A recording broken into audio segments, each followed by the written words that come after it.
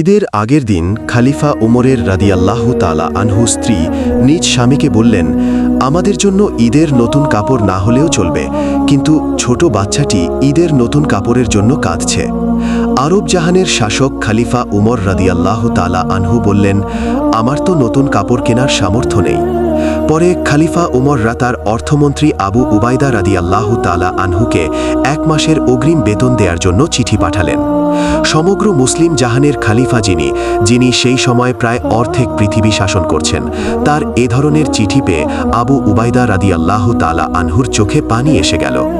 উম্মতে আমিন আবু উবাইদা রাদিয়াল্লাহু তাআলা আনহু বাহককে টাকা না দিয়ে চিঠির উত্তরে লিখলেন, আমিরুল মুমিনিন, অগ্রিম বেতন বরাদ্দের জন্য 2টি বিষয়ে আপনাকে ফয়সালা দিতে হবে।